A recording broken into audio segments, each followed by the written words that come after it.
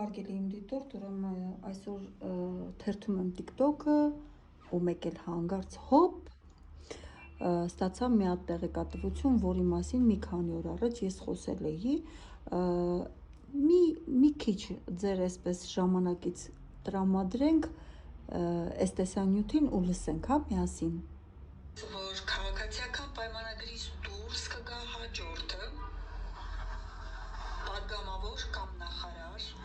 եւ մի ֆիգուր, ով ունի բավականին բարձր դիրք, սակայն այս պայն գտնվում է խիստ թիրախավորված եւ հոգեբանորեն ճնշված վիճակում։ Եվ մեծ հավանականությամբ նա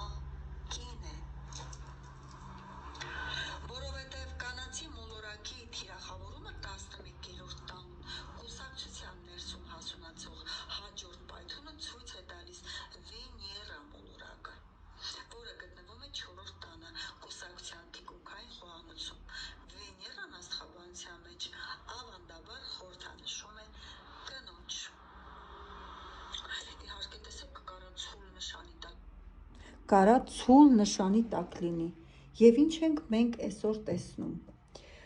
որ Մխիթար Հայրապետյանի ուրեմն մասով արվել է հայտարարություն, որ նախ ասեմ ծննդյան ամսաթիվը Մխիթար Հայրապետյանը ծնվել է 1990 թվականի մայիսի 15-ին կենդանակերպի ցուլ նշանի տակ եւ Վեներան, քանի որ կանացի մոլորակը ցուլը մենք ունենք, հա, կենդանակերպի նշաններ, որոնք ցույց են տալիս, օրինակ տեսեք, երկորյակը տղամարդկային էներգիա է, բայց ցուլը կանացի էներգիա է։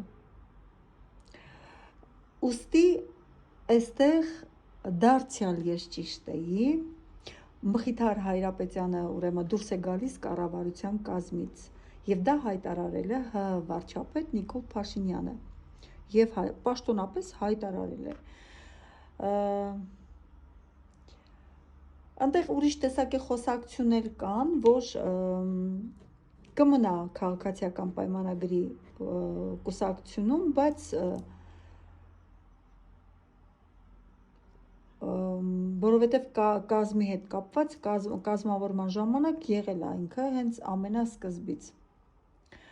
Ուղղակի այստեղ հարցը թե ինչպես կաշխվեն մանդատները։ Եթե մենք կազմում ենք դարձյալ հորար քարտեզ, ապա պետք է ասեմ, որ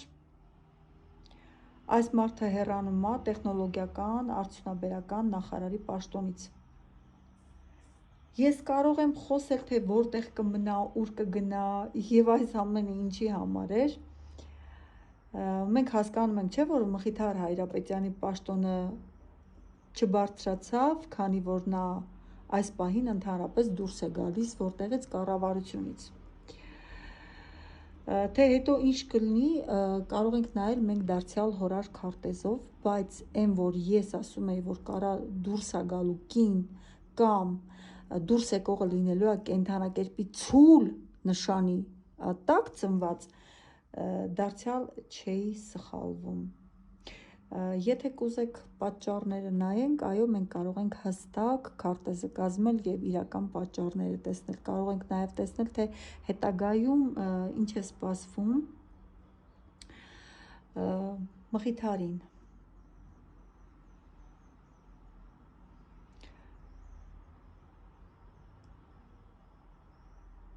Так,